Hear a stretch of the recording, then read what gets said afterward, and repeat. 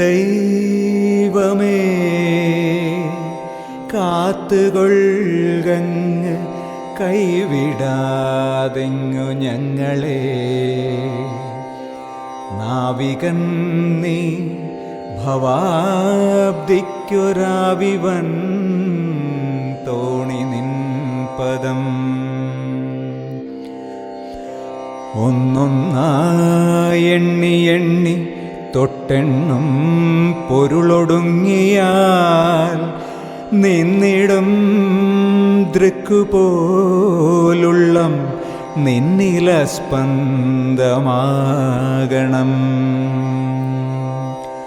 അന്നവസ്ത്രാദി മുട്ടാതെ തന്നു രക്ഷിച്ചു ഞങ്ങളെ. ധന്യരാക്കുന്ന നീ ഒന്നു തന്നെ ഞങ്ങൾക്കു തമ്പുരാൻ.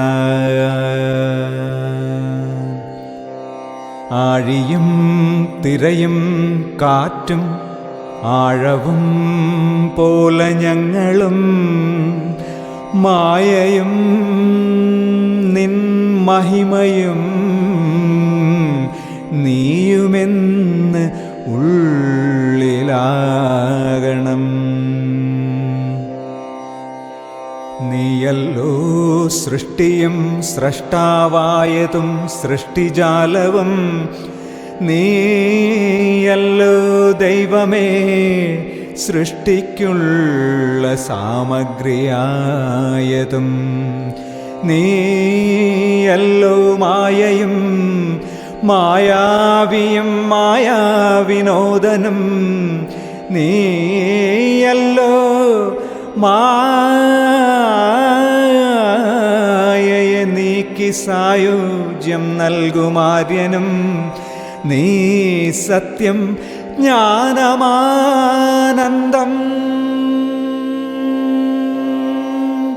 നീ സത്യം ജ്ഞാനം ആനന്ദം. നീ തന്നെ വർത്തമാനവും ഭൂതവും ഭാവിയും വേറല്ലോതും മൊഴിയുമോർക്കിൽ നീ.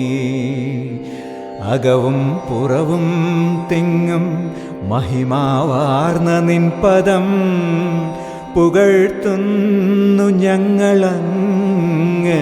ഭഗവാനെ ജയിക്കുക ജയിക്കുക മഹാദേവ ദീനവനപരായണ. ജയിക്കുക ചിദാനന്ദ ദയാ സിന്ധു. ജയിക്കുക ആഴമേറും നിൻ മഹസാം ആഴിയിൽ ഞങ്ങളാകവേ.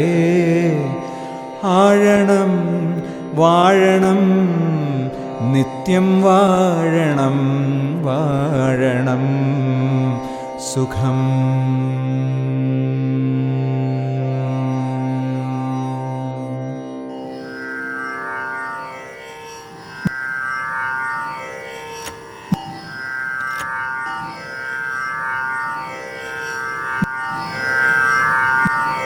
നമസ്കാരം.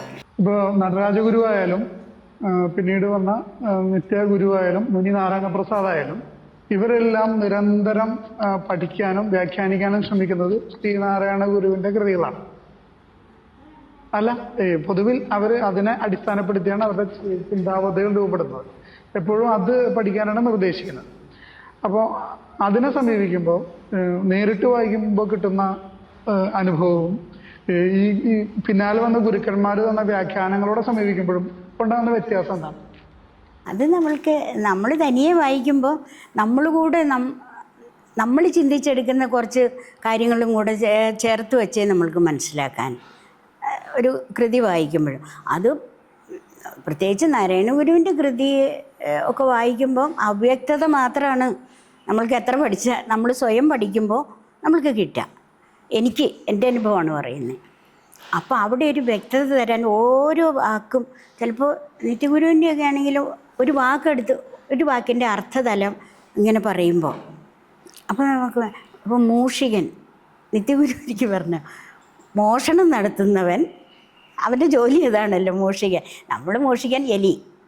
അപ്പോൾ എന്തുകൊണ്ട് അങ്ങനെ ചിന്തിക്കത്തക്ക രീതിയിലാണ് അവരുടെ ഒരേ വ്യാഖ്യാനങ്ങൾ പോകുക.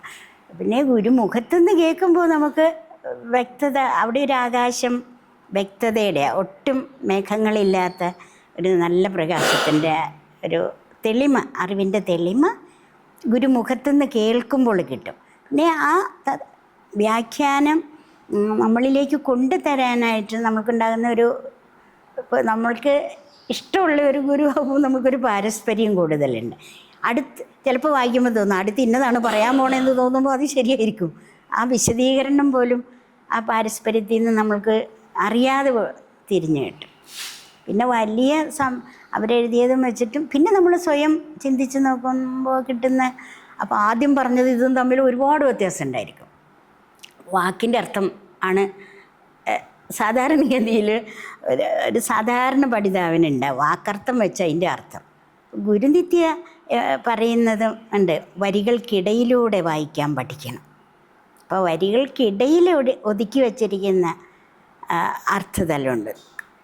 ഇപ്പം നാരായണ ഗുരുവൊക്കെ ഒരു വാക്ക് പറഞ്ഞ് കൈവിടാതെ ഞങ്ങളെ, എത്രയോ വലുതാ കൈവിടാതെ എന്നുള്ളതിൻ്റെ അർത്ഥം നോക്കി ഡിക്ഷണറി നോക്കണ്ട. സദാ സംരക്ഷിച്ചുകൊണ്ടിരിക്കുന്ന, സദാ സർവശക്തിക്കും കേന്ദ്രമായിരിക്കുന്ന ദൈവമാണ് നമ്മൾക്ക് ശക്തി സ്വരൂപനെ നമ്മളുടെ കയ്യിൽ പിടിച്ചു എന്ന് പറഞ്ഞാൽ വാക്കർത്ഥമല്ലല്ലോ. ആ ശക്തിയിലാണ് നമ്മൾ ജീവിക്കുന്നത്. ശ്വാസം എടുക്കുന്നതും ഈ ശരീരം നിലനിർത്തുന്നത്, ഈ ഭൂമുഖമാകവെ അല്ലെങ്കിൽ ജഗത്താകവെ സർവചരാചരങ്ങൾക്കും അനുയോജ്യമായ രീതിയിൽ ഇതിനെ ഘടിപ്പിച്ച, വിധാനിച്ച ശക്തിയെ മനസ്സിലാക്കാൻ കൈവിടാതെ എന്നുള്ള ഒരു പദം മതി. അങ്ങനെ ചിന്തിച്ചു പോകാൻ ഈ ഗുരുക്കന്മാരുടെ വ്യാഖ്യാനങ്ങൾ നമ്മെ സഹായിച്ചിട്ടുള്ളത്. സ്വന്തം പഠിക്കുമ്പോൾ അത്ര പോരാ, വാക്കർത്ഥത്തിൽ മാത്രമൊക്കെ ഒതുങ്ങിപ്പോവും. അങ്ങനെ അപ്പോൾ നമുക്ക് ആ വിഷയത്തോടുള്ള വികാരത്തെ ആണ് ഗുരുക്കന്മാർ നമുക്ക് പകർന്നു തരുന്നത്.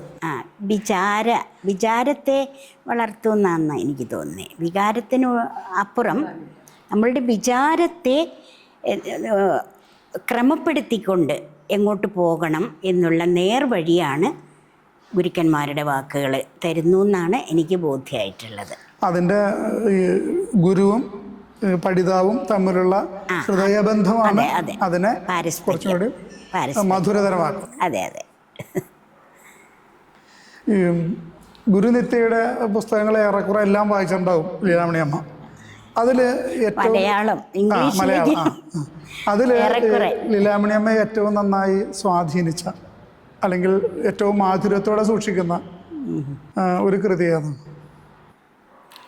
ഇനി പ്രത്യേകിച്ച് പറയാനായിട്ട് ഓരോന്നിനും ഓരോ വ്യൂ അല്ലേ, അതുകൊണ്ട് പിന്നെ എനിക്ക് വേദാന്തത്തോട് ഇത്തിരി താല്പര്യമുള്ളതുകൊണ്ട് ഈ വിവേക ചൂടാമണി എനിക്ക് വളരെ ഇഷ്ടപ്പെട്ടിട്ടുണ്ട്. അതുപോലെ ഗുരുനിത്യയുടെ ഏറ്റവും ചെറിയ ബുക്കെന്ന് പറയാം ഗുരുനിത്യ ചൈതന്യത്തിൻ്റെ ഗീതങ്ങൾ, അതുപോലും മധുരമാണ് ഒത്തിരി.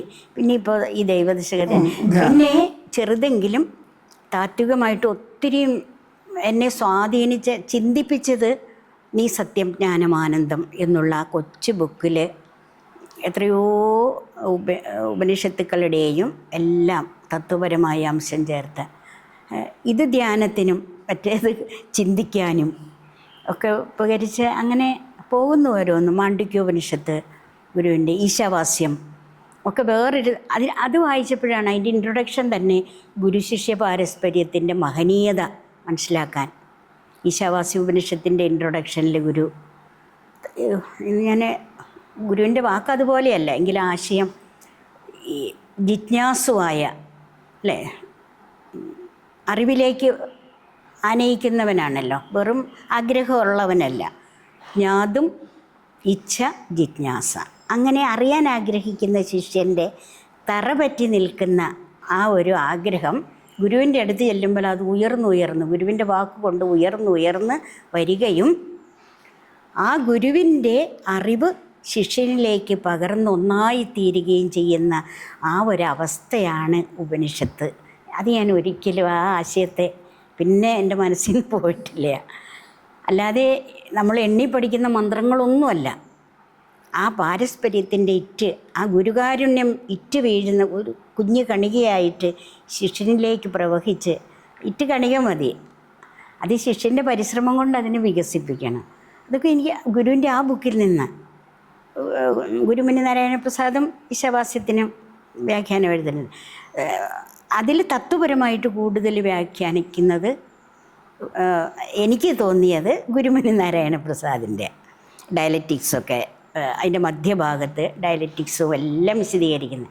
എങ്കിൽ പോലും ഇങ്ങനെ ഒരു പാരസ്പര്യത്തെക്കുറിച്ച് എൻ്റെ ഈ ഉള്ളിൽ നിന്ന് പോവാത്ത രീതിയിൽ എഴുതി വച്ചത് ഗുരുനിത്യയുടെ.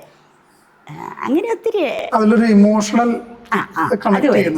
അപ്പോൾ ഗുരു ഞാനും വേറെ അല്ലാന്നങ്ങ് തോന്നിപ്പോവും. അങ്ങനെ നമുക്കിടയിലുള്ള മതിൽ, അതെ, അതങ്ങ് പൊളിയും, അത് പൊളിയും. ഈ തുറന്ന പാത്രമായിട്ടിരിക്കാനേ സാധിക്കും. പിന്നെ നമുക്ക് അല്ലെങ്കിൽ നമ്മൾ അകന്നകന്ന് പോണ പോലെ തോന്നുമല്ലോ, അങ്ങനെ ഇല്ലാതെ. ഒരു ഗുരു പറയുന്നുണ്ട്, നിന്നിൽ നിന്ന് നിന്റെ രൂപവും നാമവും എടുത്തു മാറ്റിയാൽ നീ ഞാൻ തന്നെയാണ്. അതെ അതെ, നമുക്ക് തമ്മിൽ വേറെ ഒന്നുമില്ല എന്ന് പറയുന്നത്. അങ്ങനെ ഈ മംഗളഭാരതി ആശ്രമത്തിന്റെ ഒരു രൂപപ്പെടലിനെ കുറിച്ചൊന്ന് പറയാമോ? ഞാൻ ഇടക്കാലത്താണ് വന്നത്. ഇത് 79 അമ്മ പറഞ്ഞു കേട്ട കാര്യങ്ങളൊക്കെ ബന്ധപ്പെടുത്തി 1979 ഇതിന് ശിലാസ്ഥാപനം നടത്തി. സെപ്റ്റംബർ 2 ഗുരുനിത്യ ചൈതന്യതി. അതൊക്കെ സ്വാമിയും മാതാജിയൊക്കെ പറഞ്ഞു കേട്ടേക്കുന്നത്. അങ്ങനെ അത് നമ്മൾ കുമാരസ്വാമിയെ കുറിച്ച് പറയുമോ? കുമാരസ്വാമി കുട്ടനാട്ടിൽ ജനിച്ച ഒരു ആദ്യകാലങ്ങളിൽ അല്പം വികൃതിയൊക്കെയായി നടന്ന ഒരു ചെറുപ്പം, ബാല്യകൗമാരങ്ങൾ അങ്ങനെയുണ്ട്. കുട്ടനാട്ടിലെ മീൻപിടുത്തം, കളി, വഴക്ക്, പിന്നെ അല്പ രാഷ്ട്രീയം, ഒരു മെട്രിക്കുലേഷൻ വരെയുള്ള വിദ്യാഭ്യാസമേ ഉള്ളൂ. അങ്ങനെയൊക്കെ നടന്ന ഒരു ഇത്തിരി വികൃതിയൊക്കെ ആയ ഒരു ചെറുപ്പക്കാരനായിരുന്നു. അങ്ങനെ ഇരിക്കുകയാണ് അവിടെ ഈ കളി, മീൻപിടുത്തമൊക്കെ ഒന്നിച്ച് നടക്കുമെന്ന് പറഞ്ഞു, മുണ്ടുകൊണ്ടോ വല കൊണ്ടോ എങ്ങനെയൊക്കെയോ ഇങ്ങനെ ഇവരിൽ നിന്നൊക്കെ പറഞ്ഞ് ഞാൻ സ്വാമിയെക്കുറിച്ചൊന്ന് എഴുതണമെന്ന് വിചാരിച്ചുകൊണ്ട് കുറച്ച് കളക്ട് ചെയ്തതാണ്. അങ്ങനെ ഇരിക്കെ ഈ ഒരു മധുരമായ ശബ്ദം മൈക്കിൽ കൂടെ അന്ന് കേൾക്കുക. കുപ്പപ്പുറം ആണ് ഈ സ്വാമി ജനിച്ച സ്ഥലം. അങ്ങനെ കൂട്ടുകാരായിട്ട് കളിച്ച് കുളിച്ച് നിൽക്കുന്ന സമയത്ത് ഇങ്ങനെ കേൾക്കുമ്പോൾ ആ ഉടുത്ത തോർത്തും ആയിട്ടിങ്ങനെ കരയ്ക്ക് കയറുക. ഈ ശബ്ദത്തിൻ്റെ ആകർഷണീയതയിൽ അടുത്തുള്ള ക്ഷേത്രം വരെ പോയി. ഈ വസ്ത്രം ഇല്ലാത്തതുകൊണ്ട് കൂടുതൽ ഇങ്ങോട്ട് പോകാൻ പറ്റിയില്ല. അവിടെ നിന്ന് കേട്ട് അപ്പോൾ ആരോ പറഞ്ഞത് മംഗളാനന്ദ സ്വാമി ആണെന്ന്. അങ്ങനെ മാനാച്ചിറ മൈതാനല്ലേ ഇവിടെ ആലപ്പുഴ. പിന്നീട് അന്ന് അവർ പറഞ്ഞു അടുത്ത ആഴ്ചയിൽ മാനാച്ചിറ മൈതാനത്ത് മംഗളാനന്ദ സ്വാമിയുടെ പ്രഭാഷണം ഉണ്ട് എന്ന് പറഞ്ഞു. അത് കേട്ട് അതിനു വേണ്ടി കാത്തിരുന്നു അത്രേ കുമാരസ്വാമി. ആ ദിവസം വരാൻ വേണ്ടി കാത്തിരിക്കുകയായിരുന്നു. ഈ ശബ്ദത്തിൻ്റെ ഒരു ആകർഷണീയതയാണ്. അങ്ങനെ മാനാച്ചിറ മൈതാനത്ത് പോയിട്ട് സ്വാമിയുടെ പ്രഭാഷണം അത്രയും മുഴുവനും കേട്ടു. എന്നിട്ട് പോയി ഇങ്ങനെ പരിചയപ്പെട്ടു. അപ്പോൾ അവരുടെ അഡ്രസ്സൊക്കെ അന്നൊക്കെ കത്തയക്കുക സ്വാമിമാരായാലും.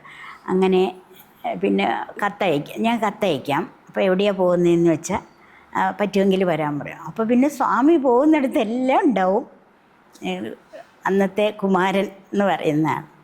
അങ്ങനെ നടന്ന് പിന്നെ സ്വാമിയുടെ സഹായിയായി മംഗളാനന്ദ സ്വാമിയുടെ ബാഗൊക്കെ പിടിച്ച് സ്വാമിയുടെ സംരക്ഷകനായി. പിന്നെ വർക്കല ഗുരുകുലത്തിൽ ചേർന്നു എന്ന് പറഞ്ഞാൽ മതിയല്ലോ. അങ്ങനെയാണ് ഗുരുകുലത്തിലെ അന്തേവാസിയായി.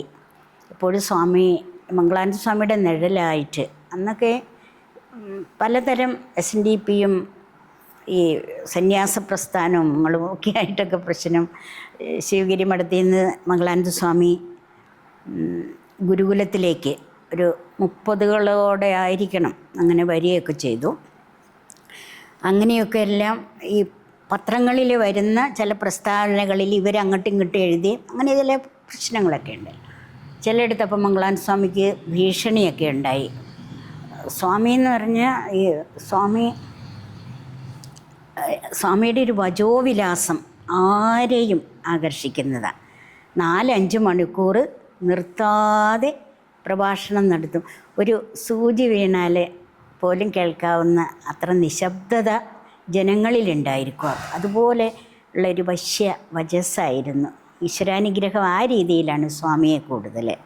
നടരാജഗുരുവിൻ്റെ അടുത്ത് വന്നതുപോലും എനിക്ക് പ്രസംഗം പഠിക്കണം എന്നുള്ള ആഗ്രഹത്തോടെയാണ്. അവസാനം ഗുരു തന്നെ അവിടെയാണ് ഗുരു പാരസ്പര്യം വന്നത്. ശിവഗിരി മഠത്തിൽ സെക്രട്ടറി മാനേജറൊക്കെ ആയിരുന്ന സമയത്ത് നടരാജഗുരു ഗുരുകുലത്തിൽ നാരായണഗിരി എന്ന് പറയും, അവിടെയുള്ളപ്പോൾ ചെന്ന് നടരാജഗുരുവിൻ്റെ അടുത്തുനിന്ന് പഠിക്കാനിരിക്കും. പറയുന്ന അത്രയും എഴുതിയെടുക്കും. ഒരു ദിവസം അന്ന് നടരാജൻ മാസ്റ്റർ എന്നാണ് പറയുക നടരാജഗുരുവിന്. എന്തിനാണ് സ്വാമി ഇതെല്ലാം എഴുതിയെടുക്കുന്നത്? പ്രസംഗിക്കാനായിരിക്കും അല്ലേ? അറിവ് വേണമെങ്കിൽ 12 കൊല്ലം എങ്കിലും അടുത്തിരുന്ന് പഠിക്കണം എന്ന് പറഞ്ഞു. അതിനുശേഷം ശിവഗിരിയിലുമൊക്കെ ഉണ്ടായ എന്തൊക്കെയോ പ്രശ്നങ്ങളൊക്കെ ഉണ്ട്, അതൊന്നും നമുക്ക് അന്വേഷിക്കേണ്ട കാര്യമില്ല.